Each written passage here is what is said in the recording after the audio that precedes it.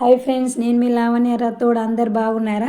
మన ఛానల్లో ఈరోజు జొన్న రొట్టెలు ఎలా చేయాలో చూపిస్తాను. జొన్న రొట్టెలకు ఫస్ట్ పాయింట్ ఏంటంటే వేడి వాటర్ కావాలి. వేడిగా వాటర్ ఉంటే పిండి ఎక్కడ పగిలిపోకుండా మంచిగా ఉంటుంది చేసేటప్పుడు. ఆ వేడి వాటర్ని తీసుకొని కొంచెం కొంచెం పోసుకుంటూ పొడిగా వచ్చేటట్టుగా పిండిని కలుపుకోవాలి. వీడియోలో చూపిస్తున్న చూడండి, పొడిగా కలుపుకొని సైడ్కి ఆనేయాలి. మొత్తం ఒకటేసారి కలపకూడదు. మనకు ఎంత అవసరం ఉంటుందో కొంచెం కొంచెం తీసుకొని కలుపుకొని మనం రొట్టెలకు ఎంత అవసరం పడుతుందో అంత పిండి తీసుకొని మనం రొట్టెలను బాదుకోవాలి. నేను ఇప్పుడు కొత్తగా యూట్యూబ్ ఛానల్ తీస్తున్నాను. ప్లీజ్ అందరు లైక్ చేయండి. Subscribe my channel Lavanya Rathod. చూడండి వీడియోలో చూపిస్తాను. కొంచెం పొడి పిండి తీసుకొని బాదుకోవాలన్నట్టు నీట్గా వస్తుంది, ఎక్కడ పగిలిపోకుండా. చూడండి,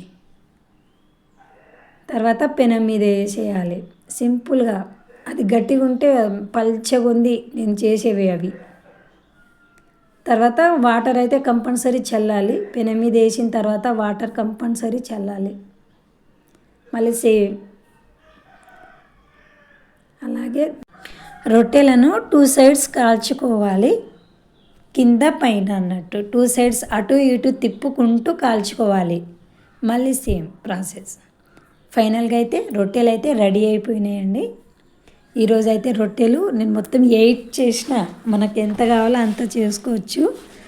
రొట్టెల మీద ఫ్రైస్ ఎక్కువగా తింటారు. మేమైతే బెండకాయ ఫ్రై,